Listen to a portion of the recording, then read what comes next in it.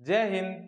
अब तक हमने अपने क्विक रिवीजन सीरीज के इकोनॉमिक्स वाले टॉपिक में नेशनल इनकम और बैलेंस ऑफ पेमेंट को देख लिया है। इसी सीक्वेंस में आज हम करने जा रहे हैं गवर्नमेंट बजट। गवर्नमेंट बजट नाम से ही क्लियर है कि हर वो चीज जो पब्लिक मनी से रिलेटेड हो, चाहे वो पब्लिक मनी का इनकम हो या फिर उसका डिसबर्समेंट हो, वहां से रिसीव किया जा रहा हो और उन्हें डिसबर्स किया जा रहा हो इफेक्टिव एंड इफिशिएंट तरीके से, वो सब इसमें कंसीडर किए जाएंगे गवर्नमेंट बजट में। गवर्नमेंट बजट सिंपल से मीनिंग ये है कि पब्लिक मनी से रिलेटेड जितने भी हिसाब किताब होंगे हम उस गवर्नमेंट बजट में उनका लेखा जोखा करने लगेंगे। एक बार ये जो बजट शब्द है इसको हम सीख लेते हैं कि ये आया कहां से है। बजट बेसिकली एक चमड़े का एक थैला होता है, एक ब्रीफकेस टाइप का। फ्रेंच में इसे ब्यूजेट पढ़ा जाता है। तो होता क्या था कि ब्रिटिश पार्लियामेंट में जो फाइनेंस मिनिस्टर है वो जब कभी भी अपना एनुअल फाइनेंशियल स्टेटमेंट लेकर के आता था तो इस ब्यूजेट के इस ब्रीफकेस में, इस डब्बे में लेकर के आता था और वहां से अपना पिटारा खोल करके एनुअल फाइनेंशियल स्टेटमेंट को पार्लियामेंट के सामने रखता था। ये कुछ इस तरीका। तो कंटिन्यूअसली जब इस ब्रीफकेस में ला करके एनुअल फाइनेंशियल स्टेटमेंट को पब्लिक के सामने रखा गया, उस हाउस में रखा गया, तब से जो एनुअल फाइनेंशियल स्टेटमेंट होता है, एनुअल फाइनेंशियल स्टेटमेंट, इसे ही अब बजट के रूप में कह दिया जाता है। तो बजट का एक छोटा सा हिस्ट्री ये है कि एक थैला, चमड़े का थैला, जहां से एनुअल फाइनेंशियल स्टेटमेंट निकाला जाता है और फिर with the course of time इसी एनुअल फाइनेंशियल स्टेटमेंट को ही नॉर्मली बजट के रूप में कह दिया जाता है। अब देखते हैं कि इंडियन कॉन्स्टिट्यूशन में कहीं भी बजट वर्ड का यूज नहीं किया गया है। तो ध्यान रखिएगा, अगर कभी भी प्रीलिम्स में इस टाइप के क्वेश्चन बनते हैं कि आर्टिकल अनुच्छेद 112 डील्स विद द बजट, तो स्टेटमेंट गलत होगा। आर्टिकल 112 डील करता है एनुअल फाइनेंशियल स्टेटमेंट के बारे में। एनुअल फाइनेंशियल स्टेटमेंट के बारे में 112 में डील किया गया है इंडियन कॉन्स्टिट्यूशन में। इस चीज को ध्यान रखिएगा। इसके बाद हमारा एक इंपॉर्टेंट टर्म आता है फाइनेंशियल ईयर, क्योंकि जब भी हम अकाउंटिंग करते हैं या फिर बजटिंग करते हैं तो हमें पर्टिकुलर एक फाइनेंशियल ईयर की बात करनी पड़ती है। जब हम देख रहे थे नेशनल इनकम, तो पर्टिकुलर एक टाइम पीरियड के लिए नेशनल इनकम कैलकुलेट किया जा रहा था एक ज्योग्राफिकल टेरिटरी में। बैलेंस ऑफ पेमेंट भी देख रहे थे कि क्या हमें रिसीव हो रहा है और क्या हमारा डिसबर्स हो रहा है, उनका एक अकाउंटिंग कर रहे थे पर्टिकुलर टाइम पीरियड के लिए। उस समय हमें जरूरत पड़ रही थी फाइनेंशियल ईयर की। तो ये फाइनेंशियल ईयर है क्या? फाइनेंशियल ईयर एक कोई सा भी 12 महीने का टेन्योर है। ये कुछ भी हो सकता है, ये डिपेंड करता है गवर्नमेंट क्या चूज करती है। इंडियन गवर्नमेंट ने इसे 1 अप्रैल से 31 मार्च तक के लिए रखा है। तो इंडिया में जो हमारा फाइनेंशियल ईयर है वो है 1 अप्रैल से 1 अप्रैल से 31 मार्च तक फाइनेंशियल ईयर कंसिडर किया जाएगा। और फाइनेंशियल ईयर जब भी हम कंसिडर करते हैं तो इसमें एक इंपॉर्टेंट चीज ये आता है कि जब भी सपोज हमने इस साल का कोई भी कैलकुलेशन किया तो हमारे पास कोई बेस होना चाहिए उसे कंपेयर करने के लिए। अगर मैं कहूं कि हमारा इस बार जीडीपी 7.4% रहा, तो किस बेस पे कह रहा हूं? कोई एक बेस होगा कहने का, कोई रेफरेंस होगा कहने का, किसी के रेस्पेक्ट में कहा जा रहा होगा। उस रेस्पेक्ट को सेंट्रल स्टैटिस्टिक्स ऑर्गेनाइजेशन, जो कि ministry of statistics and programme implementation के अंडर एक ऑफिस है जो इन चीजों को देखता है, वो बेस ईयर को फिक्स करता है जिसके कंपैरिजन में हम कभी भी कैलकुलेशन करते हैं। और अभी प्रेजेंट डे में जो हमारा बेस ईयर है वो है 2011-12। इसे ध्यान रखिएगा, 2011-12 अभी कंडीशन में बेस ईयर है। इस बेस ईयर को रिलीज करने वाली जो संस्था है, जो इंस्टीट्यूशन है, वो है सेंट्रल स्टैटिस्टिक्स ऑर्गेनाइजेशन, जो कि किसके अंडर आता है? Ministry of statistics and programme implementation.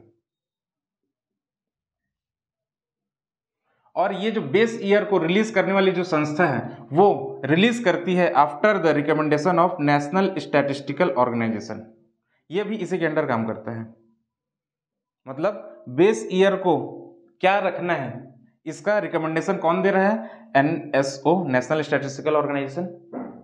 और इस रिकमेंडेशन के बेस पे central statistics organisation base year को रिलीज कर रहा है कि हमारा बेस ईयर क्या होगा। और ये जो ऑर्गेनाइजेशन है नेशनल स्टैटिस्टिकल ऑर्गेनाइजेशन, ये हर 5 साल में रिव्यू करता है कि हमारा बेस ईयर क्या होना चाहिए। 2015 में जनवरी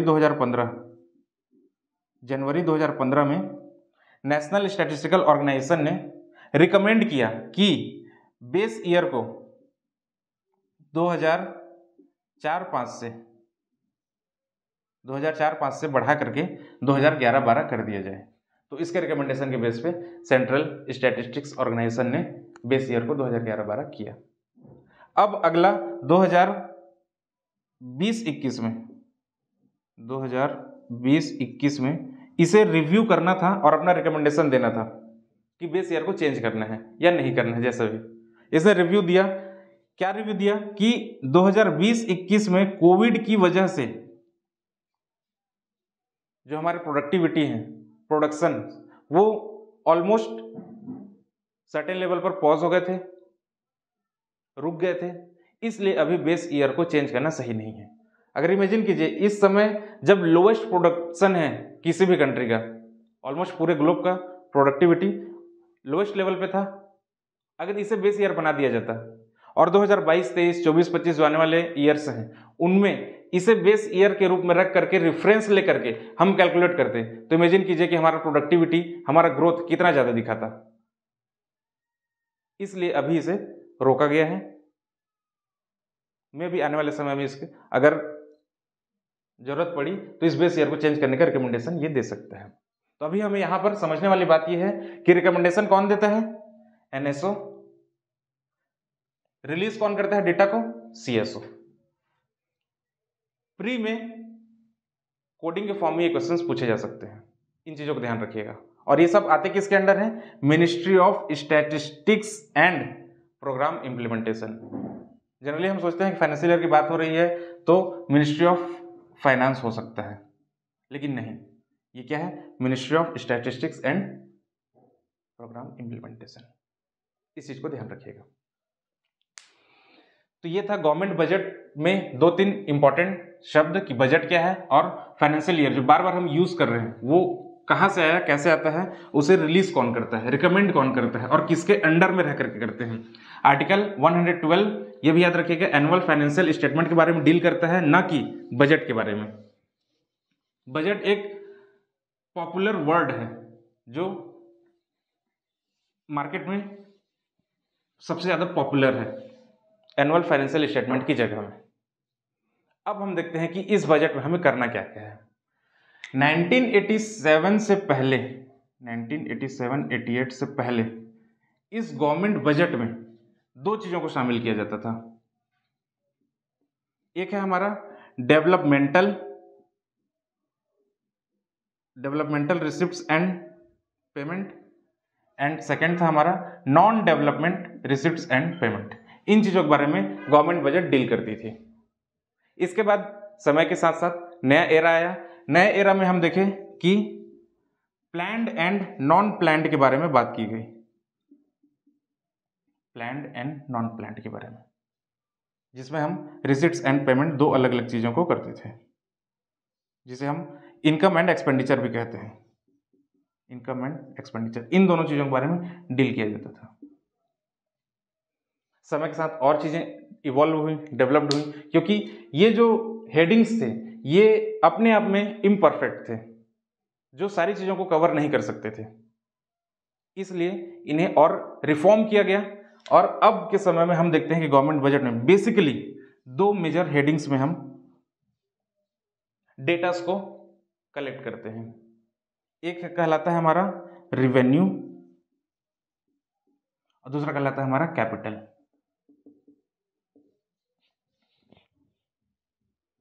आज के इस टॉपिक में हम रेवेन्यू और कैपिटल से रिलेटेड टर्मिनोलॉजीज को समझेंगे और इनके अंदर में क्या क्या आते हैं।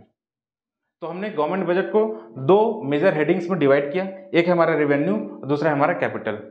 इसके अंदर फिर से अगेन रिसीट्स एंड पेमेंट की बात करेंगे और यहाँ पर भी रिसीट्स एंड पेमेंट की बात करेंगे।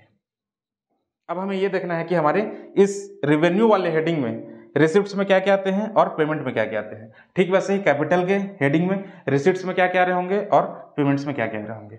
जनरली क्वेश्चंस यहीं से बनते हैं प्री में कि कौन सा एक्सपेंडिचर या कौन सा रिसिट, कौन सा इनकम और कौन सा एक्सपेंडिचर किस हेडिंग में आएगा। बस इसी डिवीजन को समझना है, फिर आपका ये क्वेश्चन भी बन जाएगा। एक क्वेश्चन यहां से बनता ही है। तो आइए देखते हैं क्या हमारा रेवेन्यू का हेडिंग है और उस हेडिंग में हम रेवेन्यू रिसिट्स को देखेंगे और रेवेन्यू एक्सपेंडिचर्स को देखेंगे। यहां पर जो पेमेंट है वो पेमेंट कह लीजिए, एक्सपेंडिचर कह लीजिए। गवर्नमेंट बजट मैंने बताया कि हर वो आइटम जो पब्लिक मनी से डील कर रहा होगा वो सब का सब गवर्नमेंट बजट में इंक्लूड होगा। और ये पहली बार नहीं है कि जब हमारा इंडिया इंडिपेंडेंट हुआ उसके बाद से हम चीज़ों को अकाउंटिंग करना स्टार्ट किए, बुक कीपिंग करना स्टार्ट किए, तब जाकर के ये जो हैवी टर्मिनोलॉजीज हैं वो आने स्टार्ट हुए। ऐसा नहीं है, इसका हिस्ट्री बहुत पीछे से। हम देखते हैं कि कौटिल्य के अर्थशास्त्र में भी इस बजट के बारे में, जिसे ट्रेजरी कहा गया है, रॉयल ट्रेजरी के रूप में डिनोट किया गया है अर्थशास्त्र में कौटिल्य के, जिसे हिंदी में कहते हैं शाही खजाना, खजाना के बारे में कहा गया है अर्थशास्त्र में। वहां पर सिर्फ ये गवर्नमेंट बजट में वो ये जो ट्रेजरी की जब बात कर रहा है अर्थशास्त्र में कौटिल्य, तब सिर्फ इनकम और एक्सपेंडिचर की बात नहीं कर रहा है, उनका इफेक्टिव एक्सपेंडिचर, इफेक्टिव और इफिशिएंट वे में उनका डिसबर्समेंट, ताकि जो सब्जेक्ट्स हैं, जो पब्लिक है, जो जनता है, उस तक उनका भरपूर लाभ पहुंच सके और उनका लाइफ बेटरमेंट हो सके। और सिर्फ इतना ही नहीं, अर्थशास्त्र में ऑडिट के बारे में भी कहा गया है कि अगर जो खजाना है, इनकम हो रहा है, उसको एक्सपेंडिचर किया जा रहा है, जनता तक उसके सर्विसेज को पहुंचाया जा रहा है, इस बीच में अगर कहीं भी लूप होल्स होंगे, करप्शन टाइप का कोई चीज होगा, उन चीजों को देखने के लिए ऑडिट का भी कंसेप्ट दिया गया है। तो ये कोई पहली बार नहीं है कि हम मॉडर्न एरा में जी रहे हैं, ये चीजें 2500 साल पहले भी हो चुकी हैं। आइए अब देखते हैं हम कैपिटल बजट के दो इंपॉर्टेंट हेडिंग्स। एक है हमारा रेवेन्यू और दूसरा है हमारा कैपिटल। अगेन कहीं इनकम हो रहा होगा और कहीं एक्सपेंडिचर हो रहा होगा।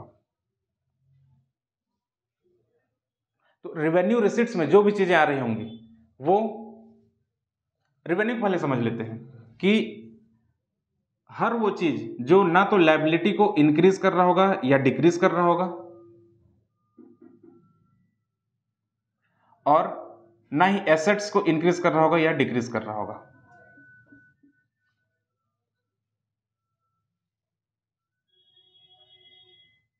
कहने का मतलब यह है कि जब भी हम यूनिलेटरल पेमेंट और एक्सपेंडिचर की बात करेंगे, तब हम कह रहे होंगे कि रेवेन्यू के बारे में बात हो रही होगी। और इसी का उल्टा कैपिटल में हो जाएगा। ऐसा इनकम या एक्सपेंडिचर जो हमारे लायबिलिटी को या तो इंक्रीज कर रहा होगा या डिक्रीज कर रहा होगा, और ठीक वैसे ही एसेट्स को या तो इंक्रीज कर रहा होगा या डिक्रीज कर रहा होगा।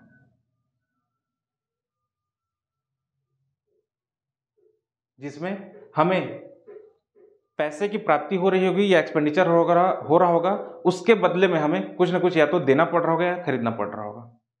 वो सब का हेडिंग आ जाएगा कैपिटल अकाउंट में। इस कैपिटल वाले हेडिंग में वो सब के सब इंक्लूड होंगे। अभी समझते हैं कैसे। जैसे रेवेन्यू इनकम की बात अगर की जा रही है, तो गवर्नमेंट जो टैक्स कलेक्ट करती है, चाहे वो डायरेक्ट हो या इनडायरेक्ट हो। डायरेक्ट टैक्स कहने का मतलब यह है कि टैक्स के पेमेंट का बर्डन को अगर ट्रांसफर ना किया जाए तो कहलाएगा हमारा डायरेक्ट टैक्स। और इनडायरेक्ट टैक्स कहने का मतलब ये है कि टैक्स पेमेंट का जो बर्डन है उसे हम ट्रांसफर कर सकते हैं। जैसे कि इनकम टैक्स, एक इंसान के सैलरी पर, उसके इनकम पर जो टैक्स लगता है, उस बर्डन को वो इंसान किसी दूसरे को ट्रांसफर नहीं कर सकता, तब हम कहेंगे कि वो डायरेक्ट टैक्स है। Income tax, corporate tax, tax on income, वो सब के सब क्या होंगे? Direct taxes. और इनडायरेक्ट टैक्सेस, जो हम जितने भी सामान खरीदते हैं वो अल्टीमेटली उसका जो टैक्स है हम पे किए रहते हैं। हमारे माध्यम से रिटेलर करता है, रिटेलर के माध्यम से होलसेलर, होलसेलर के माध्यम से मैन्युफैक्चरर। पेमेंट करने वाला मैन्युफैक्चरर है, लेकिन उस पेड अमाउंट को वो कस्टमर से, कंज्यूमर से रिसीव कर लेता है। वो सब कहलाएगा इनडायरेक्ट टैक्स, अप्रत्यक्ष कर। तो जितने भी टैक्स अमाउंट्स हैं, चाहे वो डायरेक्ट हो या इनडायरेक्ट हो, गवर्नमेंट को उसका पैसा रिसीव हो रहा है। गवर्नमेंट को जो पैसा मिल गया टैक्स के माध्यम से, अब क्या गवर्नमेंट जो टैक्स का अमाउंट कलेक्ट कर रही है उसके बदले में कुछ दे रही है? नहीं, वो यूनिलैटरल रिसीव्ड है उसका। उसके बदले में ना तो उसका लायबिलिटी इंक्रीज हो रहा है, ना तो इसका लायबिलिटी इंक्रीज हो रहा है, ना तो उसको फ्यूचर में जो टैक्स कलेक्ट किया है उसको रिपेमेंट करने की जरूरत है, और ना ही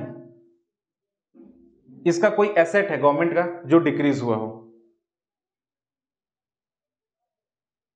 ना तो उसका कोई एसेट है जो डिक्रीज हुआ हो, जैसे कि ना तो उसे ओएनजीसी को बेचना पड़ा, एयर इंडिया को बेचना पड़ा, ना रेलवे को बेचना पड़ा। बिना कुछ चीज सेल किए उसे ये पैसा मिल गया। कह लीजिए कि मुफ्त में उसे पैसा मिल रहा है टैक्स के माध्यम से, अर्थात यूनिलेटरल इसे पेमेंट हो रहा है, एक तरफा रिसिट्स हो रहा है। वो सब के सब आएंगे रेवेन्यू इनकम या फिर रेवेन्यू रिसिट्स में, इस हेडिंग में। ये हो गया टैक्स इनकम या टैक्स्ड रिसिट्स। दूसरा होता है नॉन टैक्स इनकम। इनकम तो है, वो भी यूनिलेटरल इनकम है, जिसके बदले में हमें कुछ देना नहीं है फ्यूचर में। ना तो हमारा लायबिलिटी इंक्रीज हो रहा है और ना ही हमारा कोई एसेट डिक्रीज हो रहा है, ना तो हमारा कोई दायित्व बढ़ रहा है और ना ही हमारा कोई एसेट्स जिसे बेचना पड़ रहा हो। उसके बावजूद भी ये टैक्स नहीं है, नॉन टैक्स्ड होगा। जैसे कि प्रॉफिट, गवर्नमेंट का कोई प्रॉफिट होगा, गवर्नमेंट का कोई प्रॉफिट, अगर कहीं इन्वेस्टमेंट किया है वहां से उसे प्रॉफिट हो रहा है। प्रॉफिट कहने का मतलब यह है कि सीधे सीधे जितने भी पीएसयूज हैं, पब्लिक सेक्टर अंडरटेकिंग्स, जितने भी सरकारी कंपनीज हैं, वहां से इसे जो भी प्रॉफिट हो वो सब का सब इसके प्रॉफिट में आएगा। दूसरा, गवर्नमेंट ने किसी को लोन दिया हो, चाहे वो इंटरनल हो या एक्सटर्नल हो, उस लोन के बदले में इंटरेस्ट रिसीव हो रहा हो, ये सब गवर्नमेंट के इंटरेस्ट रिसीव्ड इधर फ्रॉम इंटरनल लोन और एक्सटर्नल लोन, इंटरेस्ट रिसिप्ट। इसके बाद फिजिकल रिसिप्ट्स। फिजिकल रिसिप्ट ये क्या है?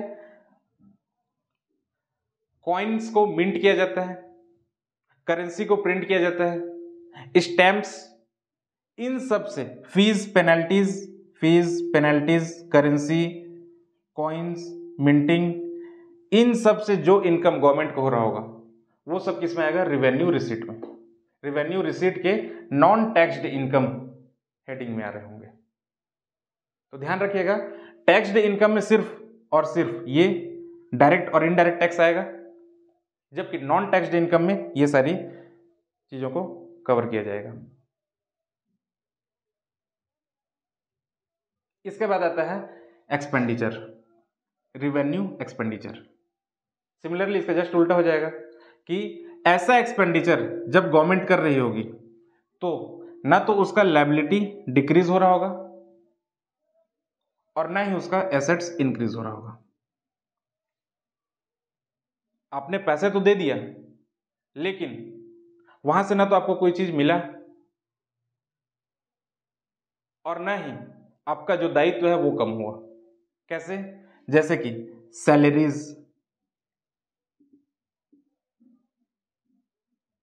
सैलरी गवर्नमेंट एम्प्लॉयज को जो दिया जाता है, वो यूनिलेटरल पेमेंट है, यूनिलेटरल एक्सपेंडिचर कह लीजिए, यूनिलेटरल एक्सपेंडिचर या फिर पे किया जा रहा है, और यहां पर यूनिलेटरल रिसिट्स था ये। और पेंशन, जो रिटायर्ड एम्प्लॉयज हैं उन्हें गवर्नमेंट पेंशन दे रही है। इसके बाद प्रोविडेंट फंड, इसमें गवर्नमेंट अगर शेयर कर रही है तो यूनिलेटरल एक्सपेंडिचर है। इसके बाद लॉ एंड ऑर्डर मेंटेन करने के लिए जो गवर्नमेंट एक्सपेंडिचर कर रही है, गवर्नमेंट के जितने भी एक्सपेंडिचर हैं जो यूनिलेटरल कैरेक्टर के हैं वो सब इसमें आ जाएंगे। फिर चाहे वो डिफेंस सेक्टर में एक्सपेंडिचर किया जा रहा हो या फिर सब्सिडीज में, डिफेंस सेक्टर में किया जाने वाला एक्सपेंडिचर और सब्सिडी देने में जो एक्सपेंडिचर किया जा रहा है वो सब के सब इस रेवेन्यू हेडिंग के एक्सपेंडिचर में कंसिडर किए जा रहे होंगे। अब देखिए इसमें जब सैलरी पेमेंट किया जा रहा है तब ना तो लायबिलिटी जो गवर्नमेंट का दायित्व है वो कम हो रहा है और ना ही उसका कोई एसेट का क्रिएशन हो रहा है। बस एक बार पेमेंट कर दिए फिर खत्म, भूल जाइए। और गवर्नमेंट के जितने भी ऑफिस के खर्चे हैं वो सब इसमें आ रहे होंगे, खास करके कंसोलिडेटेड फंड ऑफ इंडिया से जो भी एक्सपेंडिचर किया जाएगा गवर्नमेंट एम्प्लॉयज को देने के लिए, और उनके मिनिस्ट्रीज, उनके डिपार्टमेंट्स के जितने भी खर्चे हैं, जुडिशरी के अलग अलग खर्चे हैं, सबको मेंटेन करने के लिए जो एक्सपेंडिचर किए जा रहे हैं वो सब यूनिलेटरल कैरेक्टर के हैं, एक साइड से ही खर्चे हो रहे हैं।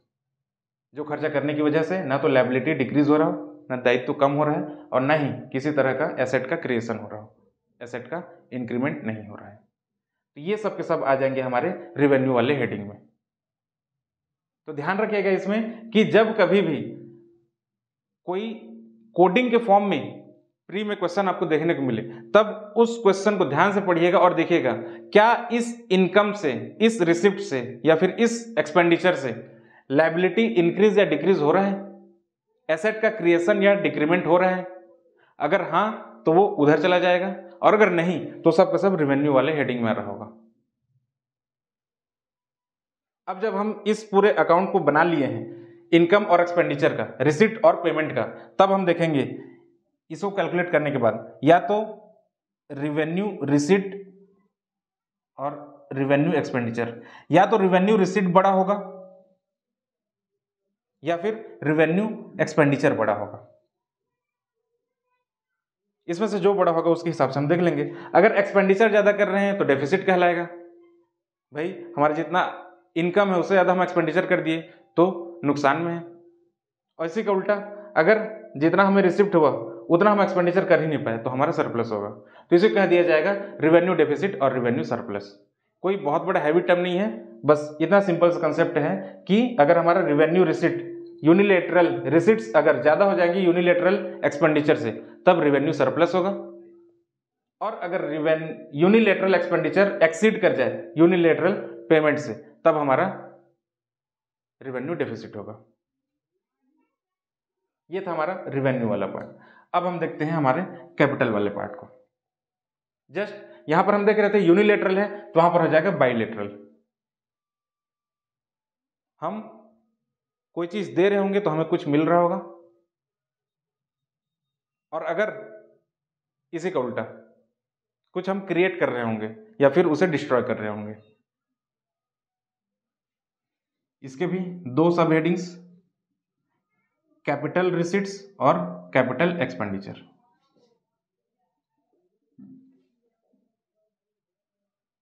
देखना ये होगा कि कैपिटल रिसिट हो रहा है तो क्या हमारा लायबिलिटी इंक्रीज हो रहा है। अगर यस तो वो इस हेडिंग में आएगा कि हमें कुछ चीज मिल रहा है। सपोज हम लोन लेते हैं तो हमें लोन को रिपे करने की जिम्मेदारी रहती है, फ्यूचर में कभी न कभी तो रिपेमेंट करेंगे, उसे नहीं करेंगे तो फॉरफिट कर लिया जाएगा प्रॉपर्टीज को। खास करके बैंक देखे होंगे आप, अगर आप पावरफुल इंसान नहीं हैं तो आपके घर को नीलाम कर दिया जाएगा, आपके जो भी प्रॉपर्टीज हैं, अचल संपत्ति जिसे कहा जाता है, उसे नीलाम कर देंगे। और अगर आपकी पहुंच मंत्रालय तक है तो फिर आप फ्लाइट लेकर के निकल सकते हैं। जब तक आप निकलेंगे उसके बाद फिर आपके घर में छापा पड़ेगा। खैर वो पॉलिटिकल मुद्दा है। अभी हमें देखना है कि अगर हम लोन लेते हैं तो हमारा लायबिलिटी बढ़ता है, रिसीव तो हो रहा है लेकिन हमारा लायबिलिटी भी बढ़ रहा है कि हमें इसे पे करना है, पेमेंट करने की जिम्मेदारी बढ़ रही है। इसलिए जब भी हमारा कैपिटल रिसीट हो रहा होगा मतलब कि हमारा लायबिलिटी इंक्रीज होगा, और अगर लायबिलिटी इंक्रीज नहीं होगा तो हमारा एसेट डिक्रीज होगा। या तो ये होगा या ये होगा। कैसे? घर बेच दिए, पैसा तो आ गया ना, पैसा आया लेकिन घर तो बिक गया ना। ठीक वैसे ही ओएनजीसी बिक गया, सपोज एग्जांपल दे रहा हूं, भावुक मत होइएगा। रेलवे को बेच दिए, एसेट चला गया लेकिन रिसिप्ट तो हो गया, पेमेंट मिल गया, पैसा मिल गया। तो ये सब किस में आ जाएंगे? कैपिटल रिसिट्स में। इसी का उल्टा कैपिटल एक्सपेंडिचर, कि हमारा लायबिलिटी या तो डिक्रीज हो रहा होगा या फिर एसेट हमारा इंक्रीज हो रहा होगा। ऐसे वो खर्चे, वो सभी खर्चे, वो सारे एक्सपेंडिचर, वो सारे पेमेंट्स जिसकी वजह से या तो हमारा एसेट का क्रिएशन हो रहा होगा या फिर हमारा लायबिलिटी डिक्रीज हो रहा होगा। जैसे कि हमने लोन जो पहले कभी लिया था उसे पे कर दिया, लायबिलिटी कम हुआ, हालांकि पैसा चला गया, वो सब इसमें आएगा कैपिटल एक्सपेंडिचर में। ठीक वैसे ही एयर इंडिया को अगर किसी ने बेच दिया था, वापस से अब उसे खरीद लिए, अर्थात इन्वेस्टमेंट कर दिए, तो पैसा तो चला गया लेकिन एसेट का क्रिएशन हो गया गवर्नमेंट के। ये सब इसमें इंक्लूड किए जाएंगे। इसके लिए एक टर्म यूज होता है इन्वेस्टमेंट, और इसके लिए दूसरा टर्म यूज होता है डी इन्वेस्टमेंट। इन्वेस्टमेंट मतलब हम पैसे खर्च तो कर रहे हैं लेकिन इसके बदले में हमें एसेट का क्रिएशन हो रहा है, हमारा एसेट इंक्रीज हो रहा है, ये कहलाएगा इन्वेस्टमेंट। और पहले से जो इन्वेस्ट किया हुआ एसेट है उसे हमने बेच दिया तो वो कहलाएगा डिसइन्वेस्टमेंट। क्यों? क्योंकि हमें पैसे की जरूरत थी। फिर वही कंसेप्ट, इसे हम टोटल करेंगे तो ये कहलाएगा हमारा कैपिटल रिसीट और ये कैपिटल एक्सपेंडिचर। फिर देखेंगे कि कौन सा ज्यादा है और कौन सा कम है। अगर रिसीट ज्यादा है तो कैपिटल सरप्लस, और अगर एक्सपेंडिचर ज्यादा है तो कैपिटल डेफिसिट। एग्जाम में हम जब देखते हैं क्वेश्चन के रूप में कि कैपिटल डेफिसिट क्या है, रिवेन्यू डेफिसिट क्या है, कैपिटल सरप्लस क्या है, कैपिटल रिवेन्यू सरप्लस क्या है, और उसके अंदर में अलग अलग कोडिंग के रूप में हमें क्वेश्चन में दे दिया जाता है कि ये खर्चा या ये रिसिप्ट इस हेडिंग में आएगा कि उस हेडिंग में आएगा। उसके बाद फिर पता नहीं ये रिवेन्यू में आएगा कि कैपिटल में आएगा, इनकम है कि एक्सपेंडिचर है, पता नहीं। उसके बाद फिर क्वेश्चन को छोड़ करके आ जाते हैं, जबकि है बहुत सिंपल सा छोटा सा टॉपिक। अब ये तो हो गया हमारा दो अलग अलग हेडिंग गवर्नमेंट बजट का, लेकिन अब इन दोनों को हम जोड़ेंगे भी। जब हम रिवेन्यू रिसीट को कैपिटल रिसीट के साथ जोड़ देंगे तब हमारा कहलाएगा टोटल एक्सपेंडिचर हो जाएगा, जब हम इन दोनों को जोड़ देंगे। और एक मिनट, टोटल रिसीट जब हम रिवेन्यू रिसीट और कैपिटल रिसीट को जोड़ देंगे, R R plus C R, मैंने शॉर्ट में लिख रहा है, आप इसे फुल फॉर्म में लिखते जाइएगा, तब हमारा होगा टोटल रिसीट। और जब हम रिवेन्यू एक्सपेंडिचर और कैपिटल एक्सपेंडिचर को जोड़ देंगे तब हमारा बन जाएगा टोटल एक्सपेंडिचर।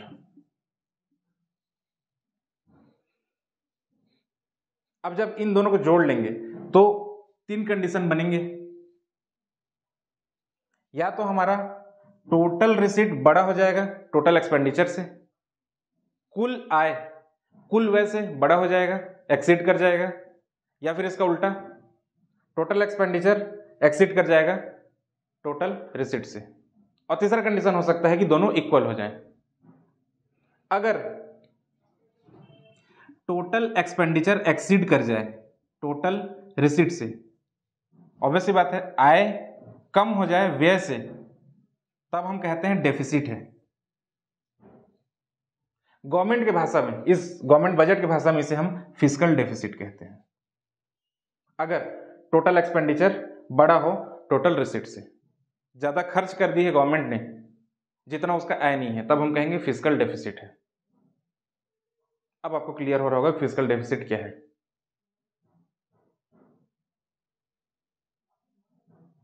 और अगर टोटल एक्सपेंडिचर बराबर हो जाए टोटल रेवेन्यू के, तब हम इसे कहते हैं जीरो फिस्कल बजट। अगर दोनों इक्वल हो जाए तो।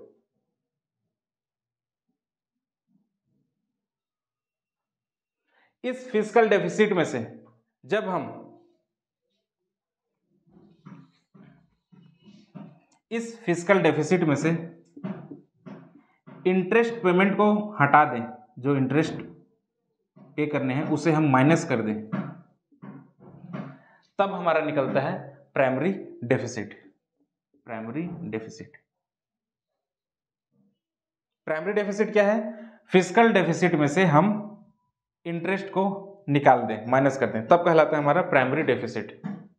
ध्यान दीजिएगा इस पॉइंट पे, अगर टोटल एक्सपेंडिचर एक्सीड कर जाए टोटल रिसीट से, तब हमारा होगा फिस्कल डेफिसिट। अगर टोटल एक्सपेंडिचर इक्वल रहे, बराबर रहे टोटल रेवेन्यू के, टोटल रिसीट के, तब हम कहेंगे zero fiscal deficit. Zero fiscal deficit है ये। जीरो फिस्कल डेफिसिट कब होगा? जब टोटल एक्सपेंडिचर टोटल रिसीट के बराबर होगा। और इस फिस्कल डेफिसिट में से जब हम इंटरेस्ट को रिमूव कर देंगे, हटा देंगे, निकाल देंगे, तब हमारा कहलाएगा प्राइमरी डेफिसिट। इसमें क्वेश्चन कैसे बन सकते हैं? कोडिंग के फॉर्म में आपको देखने को मिलेगा कि कोड नंबर 1 दिया रहेगा कि fiscal deficit is always greater than primary deficit. Code number 2, fiscal deficit will always less than primary deficit. Code number 3, fiscal deficit can इधर बी ग्रेटर देन और लेस देन प्राइमरी डेफिसिट, या तो बड़ा हो सकता है, छोटा हो सकता है। अब आपको कोडिंग के फॉर्म में यहां पर ऑप्शन के रूप में देखने को मिलेगा, which one of the following is are correct?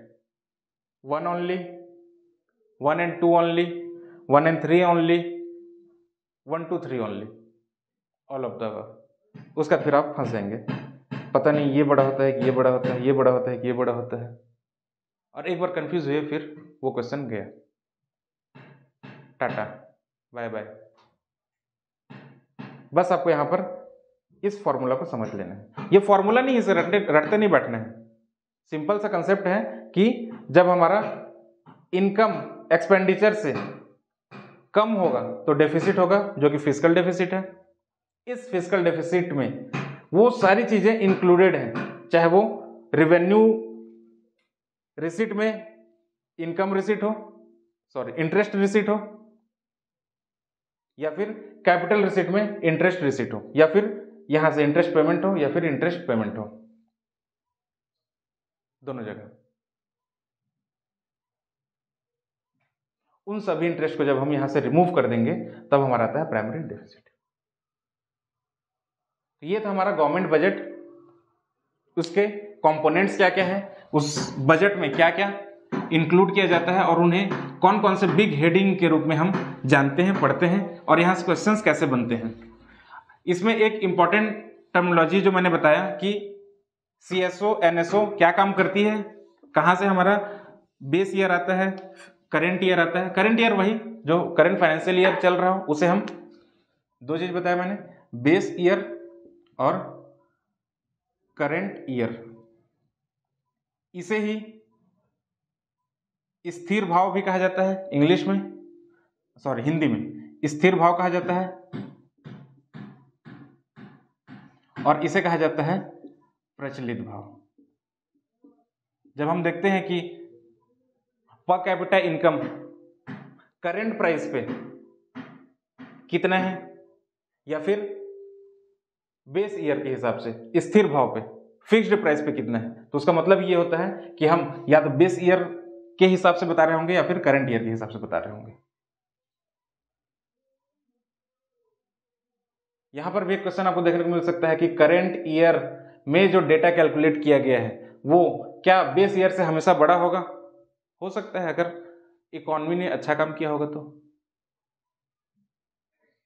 लेकिन मोस्ट ऑफ द टाइम अगर कोविड को हटा दें तो ये हमेशा बड़ा ही मिलेगा देखने को, अगर ग्रोथ हो रहा है तो। अगर ग्रोथ नहीं हो रहा है तो नेगेटिव भी हो सकता है। ये हो गए बेस ईयर और करंट ईयर के डिफरेंसेस। और गवर्नमेंट बजट जो खास करके एनुअल फाइनेंशियल स्टेटमेंट लोकसभा के फ्लोर पे रखा जाता है, annual financial statement article 112 article 112, इस आर्टिकल के अकॉर्डिंग एनुअल फाइनेंशियल स्टेटमेंट को लोकसभा के फ्लोर पर रखा जाता है। उसे बजट नहीं कहेंगे टेक्निकल टर्म में, बाकी कहने के लिए कह देते हैं पॉपुलर लैंग्वेज में। ये जो एनुअल फाइनेंशियल स्टेटमेंट प्रिपेयर किया जाता है वो बेसिकली डेटा होता है कंसेक्यूटिव 3 इयर्स का। क्या बोला? एनुअल फाइनेंशियल स्टेटमेंट जब भी प्रेजेंट किया जाएगा तब उस स्टेटमेंट में, उस डॉक्यूमेंट में जो डेटाज होंगे वो 3 इयर्स के होंगे। कौन कौन से 3 इयर्स? एक होगा करेंट ईयर जिसमें इस एनुअल फाइनेंशियल स्टेटमेंट को रखा गया है। दूसरा होगा नेक्स्ट ईयर का, प्रीसीडिंग ईयर जिसे भी कहते हैं। और एक होगा प्रीवियस ईयर का, प्रीवियस ईयर का। प्रीवियस ईयर का डेटा हमेशा एक्चुअल होगा कि हमने कितना खर्च किया है, उन सब का इसमें रिकॉर्ड देखने को मिलेगा कि कहां कहां किस किस सेक्टर में कितना कितना एलोकेट किया गया था और कितना कितना उसमें से एक्सपेंडिचर चला गया है, कितना अभी फंड रह गया है। करंट ईयर की जब बात करेंगे तब होगा हमारा प्रोविजनल एस्टिमेट, जिसे हम कैपिटल पी और कैपिटल ई के रूप में डिनोट करते हैं। जब भी एनुअल फाइनेंशियल स्टेटमेंट किसी भी ईयर का आएगा, जैसे इस साल अभी आने वाला है, उसमें देखिएगा अगर पीई लिखा है तो वो बात की जा रही होगी करंट ईयर की, उसका मतलब है प्रोविजनल एस्टिमेट। और नेक्स्ट ईयर की जब बात की जाएगी तब कहलाएगा वो बजटरी एस्टिमेट, जिसे कैपिटल बी और कैपिटल ई के रूप में डिनोट करते हैं। इसे कैपिटल ए के रूप में डिनोट किया जाता है या फिर बिना कुछ लिखे डिनोट किया जाता है। मतलब या तो ए कैपिटल ए के रूप में डिनोट कीजिए या फिर कुछ भी डिनोट मत कीजिए। तो गवर्नमेंट ऑफ इंडिया इसे इस वाले को फॉलो करती है, कुछ भी उसके सामने नहीं लिखती है। इसका मतलब यह है कि वो एक्चुअल डेटा है। और अगर प्रोविजनल एस्टिमेट के बारे में कहा जाएगा करंट ईयर का तब कहलाएगा वो पीई, और नेक्स्ट ईयर की जब बात की जाएगी तब बीई, बजटरी एस्टिमेट। तो आज के इस सेशन में इतना ही। गवर्नमेंट बजट क्या था, कैसे था, कैसे उसके कंपोनेंट्स होते हैं, क्या क्या कंपोनेंट की कौन कौन से कंपोनेंट किस हेडिंग के अंदर आते हैं, इन चीज़ों को आज हमने सीखा। अगर आपको वीडियो पसंद आया तो प्लीज़ लाइक कीजिएगा, कैसा लगा अपने फीडबैक कमेंट सेक्शन में दीजिएगा, और ज़्यादा से ज़्यादा इसे उन लोगों तक पहुँचाइएगा जो अभी सीरियसली पढ़ाई कर रहे होंगे, तैयारी कर रहे हैं CGPSC प्री के लिए, जो 12 फरवरी को आने वाला है। हम कोशिश करेंगे कि अगले सेशन में इसके और भी अदर कंपोनेंट्स हैं, जो अदर टॉपिक्स हैं, जैसे कि अनएम्प्लॉयमेंट, पॉवर्टी, और उससे रिलेटेड कौन कौन से इकोनॉमिस्ट ने क्या क्या ग्राफ बनाए हैं, उन सारे कर्व्स को हम कोशिश करेंगे कवर करने का। तब तक के लिए stay tuned. Thanks for watching. Do like, share and subscribe to our YouTube channel.